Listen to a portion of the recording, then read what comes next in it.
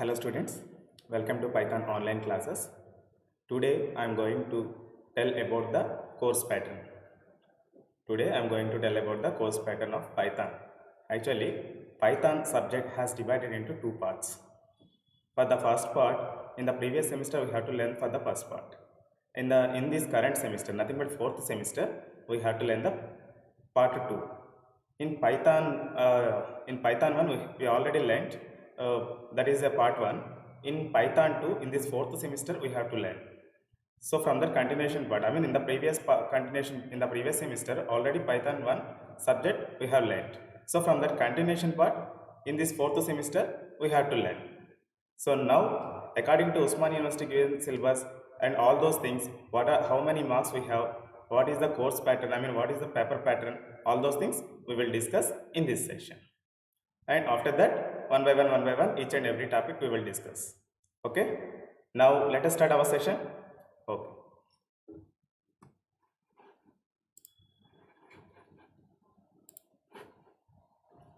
For that, I am opening one Microsoft window.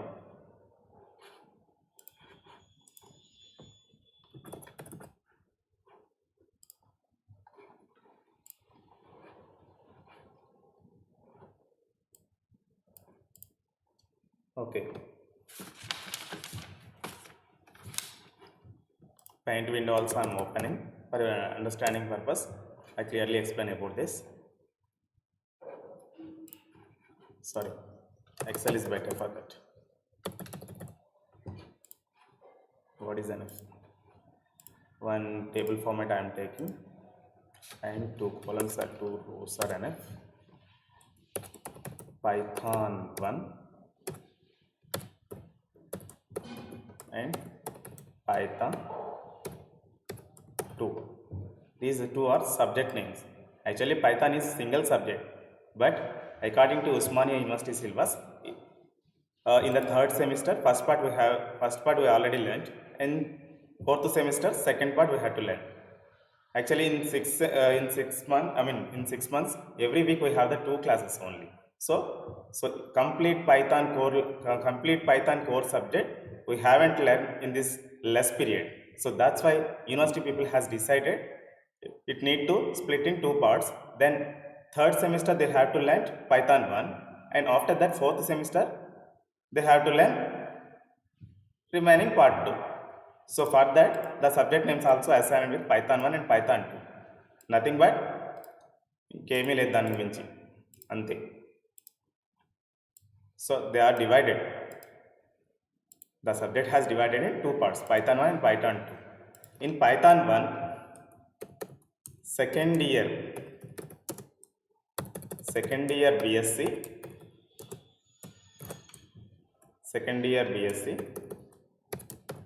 third semester we have to learn.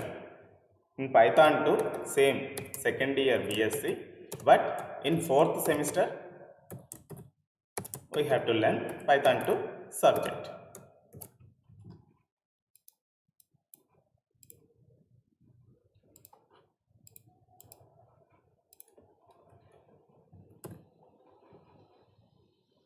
Next, this is also in the main exam.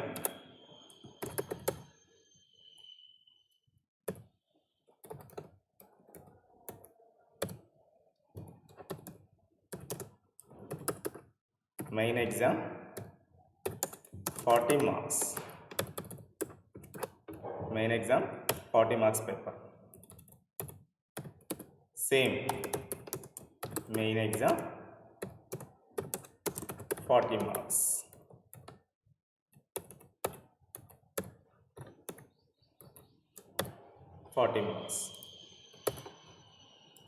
And also internal exam 10 marks. Internal exam 10 marks. Same here also internal exam 10 marks.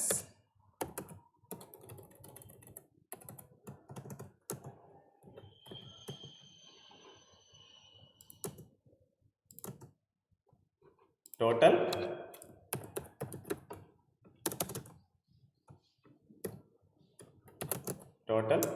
50 marks. Same here also, same.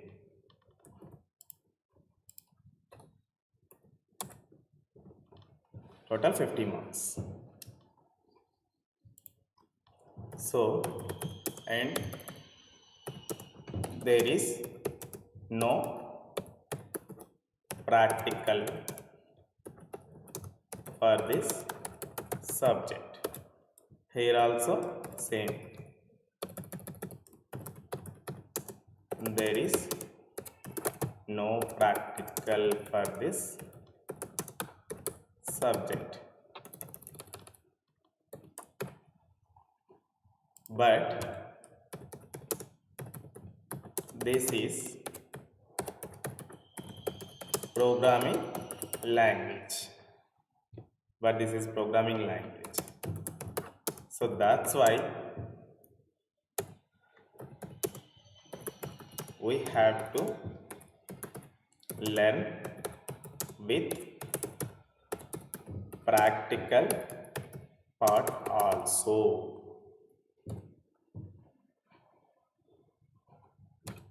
Otherwise, we can't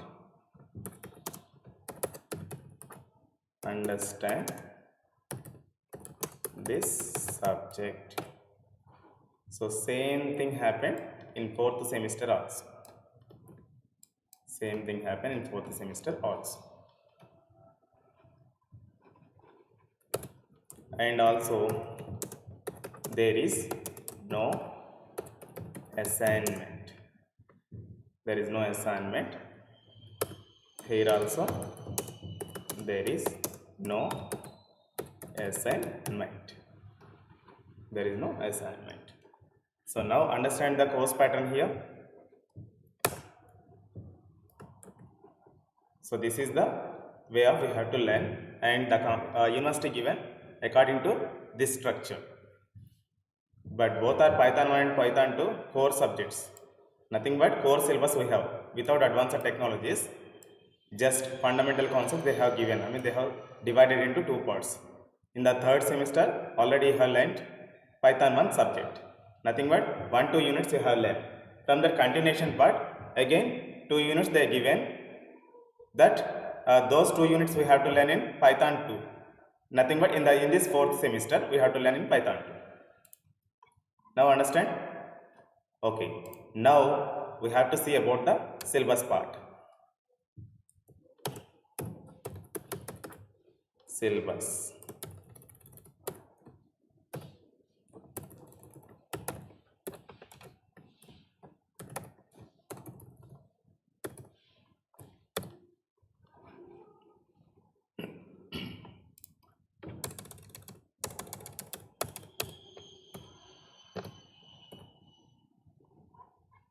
Syllabus part. What are the topics we have in the unit 1?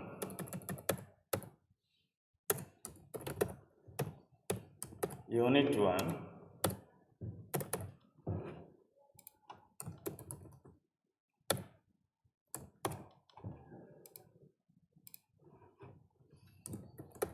Lists and tuples. In the unit 1, lists and tuples.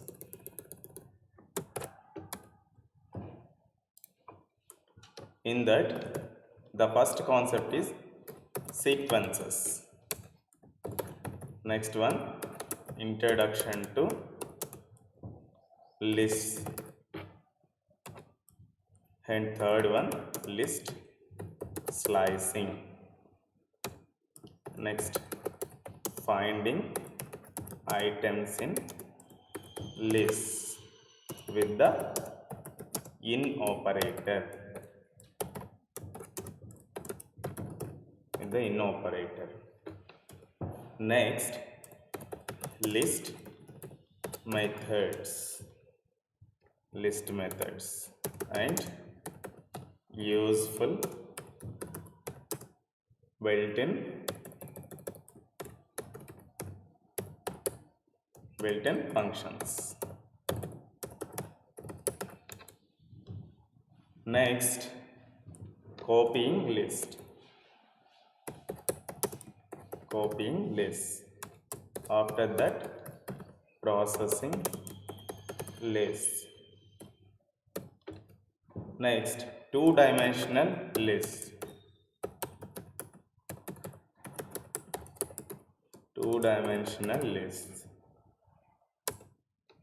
And next one, tuples.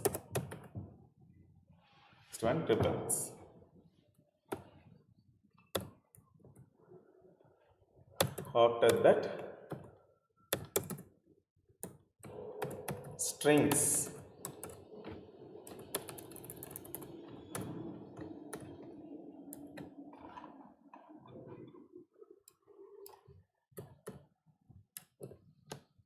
After that, strings concept, basic string operations.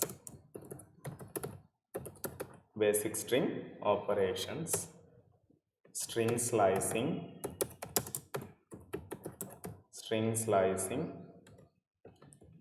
testing, searching, and manipulating strings.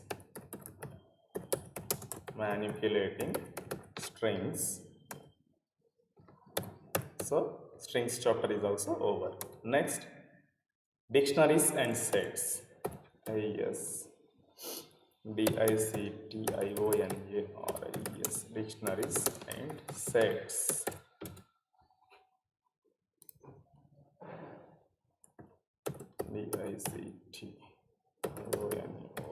Dictionaries, sets, serializing objects.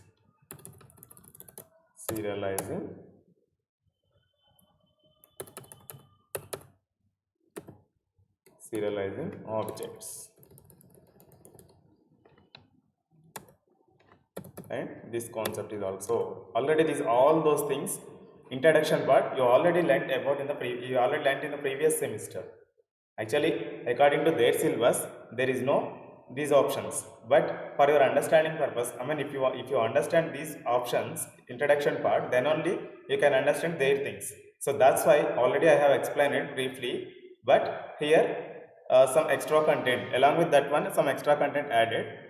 That's it. So already you have learned the first unit completely, but some extra content added. That's it. You don't worry about this. First unit almost you have completed, right, in the previous semester. Next, recursion.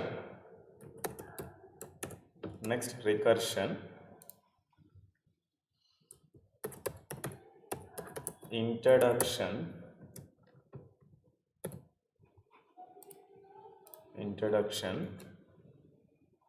Next, problem solving with recursion.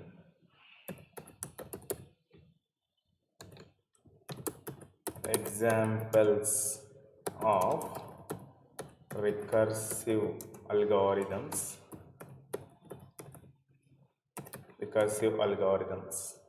So till now, first unit completed.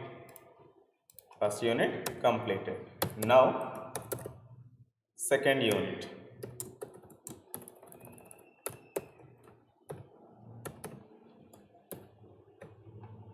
Next, object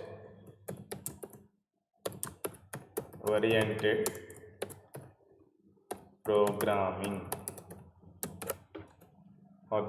programming. And these concepts already you have learnt in C++ subject now. Object oriented programming with C++. So in that same things it will repeat it, but some syntaxes are different. That's it. But almost all programming languages are same. Nowadays, object-oriented programming is playing very important role. So that's why Python is also has support object-oriented programming. Actually, Python In C language only it can support structure programming. I mean nothing but procedural oriented programming. But in advanced technologies, nothing but C++ and Java, those languages can support object oriented programming. But in Python, C as well, C style also it can support, as well as object oriented programming concepts also it can support. So that's why Python is playing a very important role in the software industry nowadays. So all of you please carefully observe and you can learn this subject. Actually, if you learn Python subject, you will get the job very easily nowadays. So that's why very carefully listen this subject.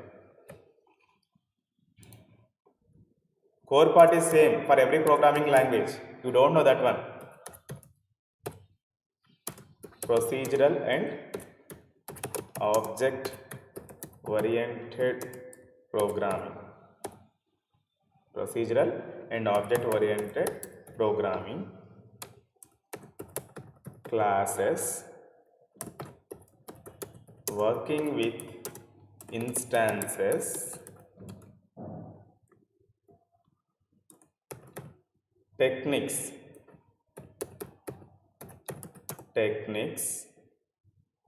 for designing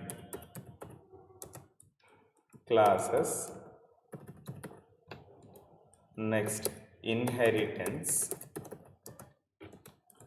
polymorphism.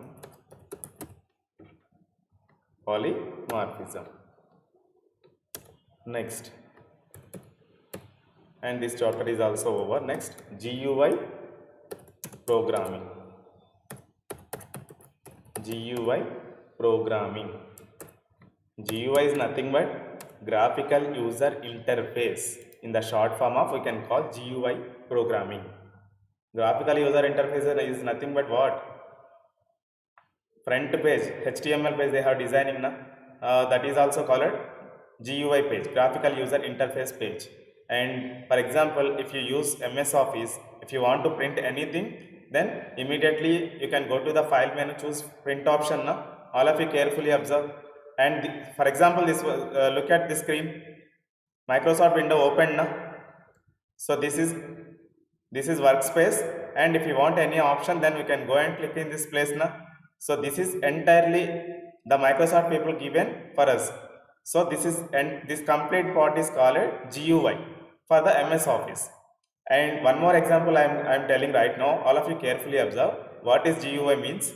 For example, if you want to go any ATM, immediately it will ask na, please insert the card. So that is also the screen. By reading that screen, you can understand everything na. You need to put the card in that slot. So like that is also one of the user interface.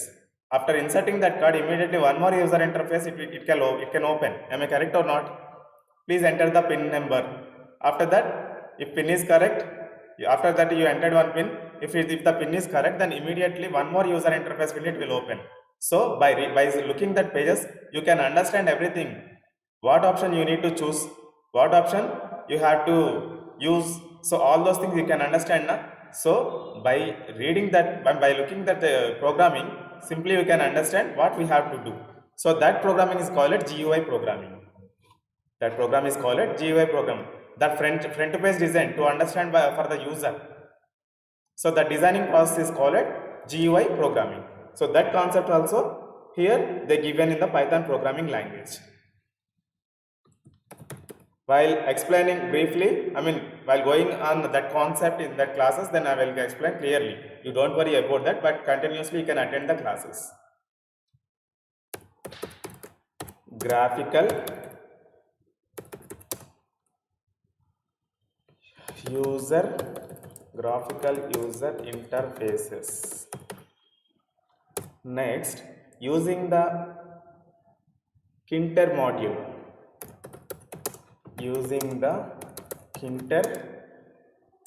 module. Next, display text with label. Next, widgets.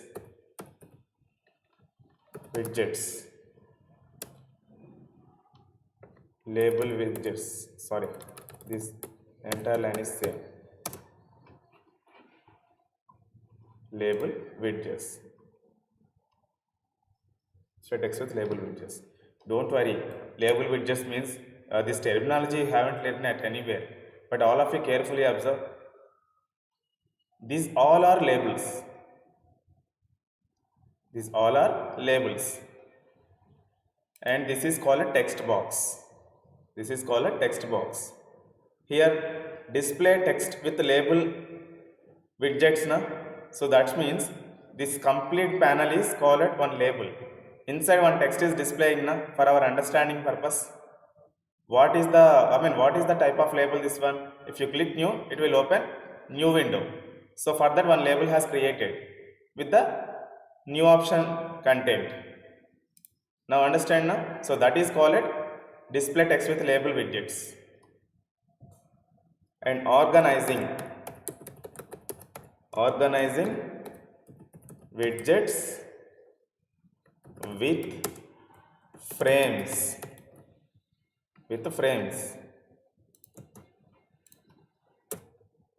Frame is nothing but the complete panel. From here to here is one of the frame. In that, so many, number of options, number of menus has included. Understand? Like that we have to, if you want to develop any application, actually there are two types of application. First one is standalone application and second one is web application. Standalone application is nothing but without internet it can work in our laptop or system. But if it is a web application, compulsory internet connection must and should be required. That is working on the server side. Nothing but if you want to access any bank application or APS-RTC application or BusBus application, whatever it is, if it is related to web application, how we can access that one? By opening browser, by entering one URL. After pressing enter key, the browser will show that related website. How it is showing? First, if you type the address in address bar, so the request is going to that server and that response is coming from the server. The browser can receive and show for us. So this entire process is going on behind. Am I correct or not? Okay, right. And next, standalone application means MS Office is one of the standalone application. MS Office is one of the standalone application. Because of it is working without internet connection. If you want to type a resume, for example, if you have system or laptop, but at your home there is no internet connection, but you need to type the resume for your job interview purpose. So immediately you open your laptop and open your MS Office window, MS Office Word window. Automatically you have, by yourself it can type the resume. So there is no internet connection. So your work is also going now. For resume typing purpose, your work is also going now. So that's why standalone applications are very useful. Now understand? So this is also one of the option. So that type of applications also we can develop by using Python programs, by using Python programming language. Widgets with frames and button widgets. Next, button widgets. Button widgets and info dialog boxes.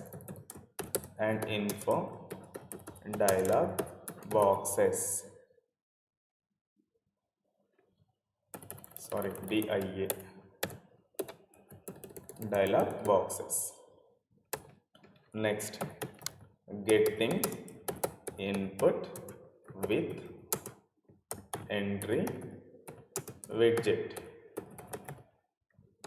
Using, don't worry, till now you haven't listened at anywhere these words, I know, but while learning time, while class is going on, on that time you can understand everything. You don't worry first of all, okay? Everything you can understand in this subject. As output fields, LDS fields. Next, radio buttons. Next, check buttons. Check buttons.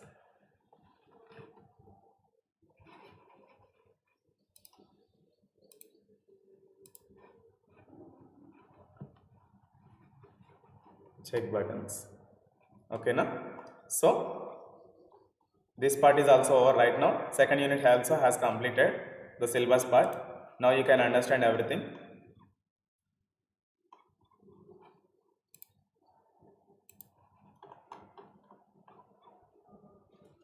So list and tuple sequences, introduction to list slicing, finding items in list with the in operator, list methods and useful built-in functions, and copying list, processing list, two-dimensional lists, tuples. So lists and tuples are similar to same, but there is one difference is there. List can accept duplicates and tuples cannot accept duplicates. List, if you want to modify any element in the created list, then lists are very useful. But tuples, once you created, you no need to. I mean, you cannot change after the creation. You cannot change anything. It can fix it. And next, strings, basic string operations. String is nothing but a group of characters. A sequence of character is called as a string. For example, your name is also one of the string because of it contain a group of characters. A group of alphabets are called string.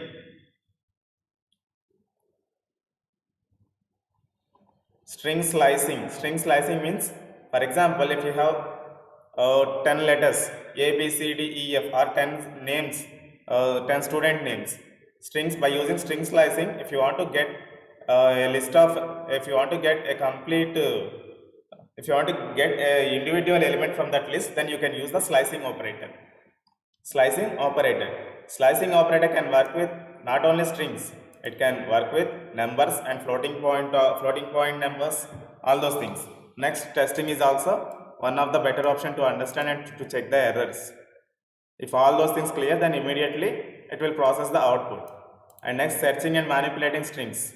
For example, if you have 1000 strings, then if you want from that 1000 strings, you can find out a single name. Searching method is very useful. After that, after searching, you can manipulate. I mean, you can use it anywhere. Dictionaries and sets. Dictionaries, sets, serializing objects, all those things explained at while on that concept going on time. Next, recursion, introduction, problem solving with recursion, examples of recursive algorithms. Recursion means calling itself. A function calling itself is called recursion. Next, in unit 2, the major concept is object-oriented programming. Nowadays, it is playing very important role. Procedural and object-oriented programming and classes, working with instances, techniques for designing classes, inheritance, polymorphism. Actually, in C language, we can create the functional. That's why functions. That's why it is called functional oriented programming language. Functional programming language. C language is functional programming language, procedural programming language, like that. But object oriented programming is nothing but it can use classes and objects and instances. So here security is very high, but each and every object individually it can shown. One object cannot see another object data. Here object is nothing but one person. For example, in one bank we all have the accounts. No? We all members have accounts, bank accounts. But I want to see your account. If it is it has developed by using object oriented programming language, I don't have any chance to see your account details without your permission, because of you are also one of the object, I am also one of the object. Here what is the concept? Here providing the security for us. So one object does not one object does not see the one object can't see the another object data. Now understand, no? So if it is a functional oriented programming language, simply we can see there is no security because of the data can travel through the functions. If you declare outside of the function any variable, account variable, all functions it can access, all functions it can see. So where is the security in that? So that's why object oriented programming language has implemented to avoid all those problems. To avoid all those problems, object oriented programming is a very great adventure for us. Because of it is providing the security for us. Nowadays, each and every programming language completely comes under object-oriented programming concepts implemented. Working with instances, techniques for designing classes, inheritance, polymorphism, These all are comes under object oriented programming concepts. Next, GUI programming. GUI is nothing but graphical user interface. It has number of options using Kinter module and display text with label widgets, organizing widgets with frames, button widgets and info dialog boxes, getting input with entry widget, and using labels as output feeds, radio buttons, check boxes, check buttons. All those things comes under GUI programming. Okay, I hope you enjoyed this session. Today you can understand about the syllabus part and introduction part. How many marks you have in this subject? Only 40 marks for the theory subject, 10 marks for internal. Completely 50 marks you need to get. Understand? And according to university given pattern purpose, the paper pattern is nothing but in the previous pattern, same previous paper pattern. Short answer questions,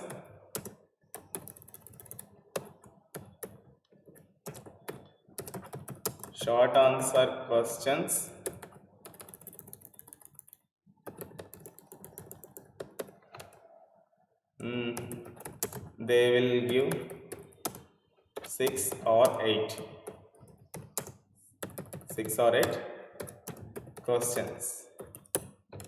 In that you have to answer 4 questions. Each question carries 4 marks.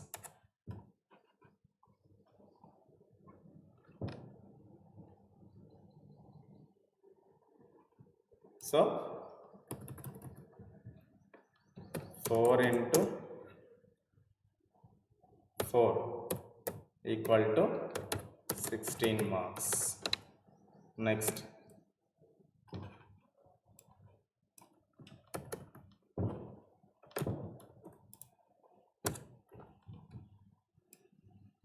essay questions.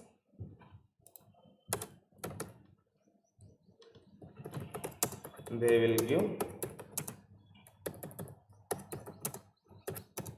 4 questions.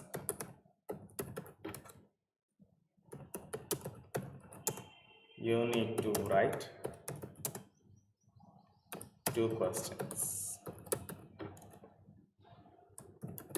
Each question carries 12 marks.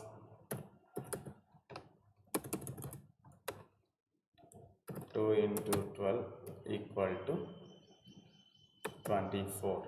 So 24 plus 16 marks are for total 40 marks.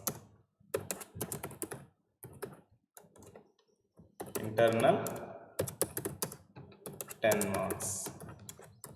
Again total 15 marks. This is SEC 4 paper. Understand?